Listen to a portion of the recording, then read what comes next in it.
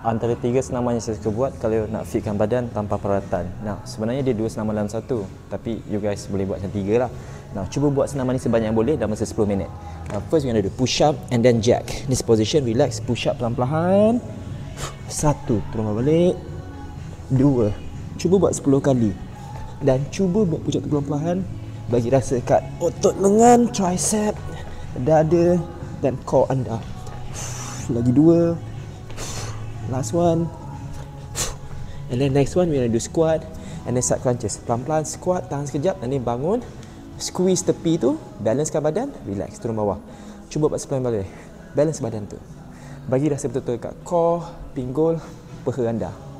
Statikkan badan anda di position, balance. Tahan je. Sebab lagi lama anda balance, lagi activate core anda. Pelan-pelan.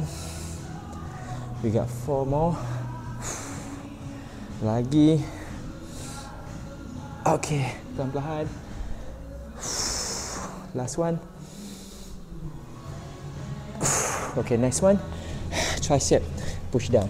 Ini paling bagus untuk bahu, dada dengan core. Pelan-pelan je, tapi baring. Ke depan sikit tangan. Lepak. 1, turun pelan-pelan. 2, turun pelan-pelan. 3, turun pelan-pelan. 4, jangan buat laju sangat.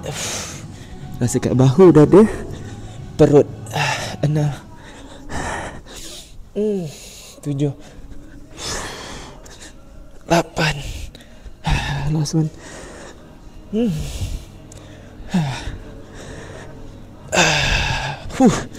Dapat dah habis je. Rehat 30 saat ke 60 saat. Lepas tu sambung round yang kedua pula.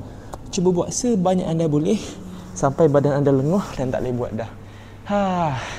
Kalau kamu betul-betul nak fitkan badan tanpa peralatan, follow saya sebab tadi saya suka kongsikan senaman-senaman macam ni khas untuk anda semua.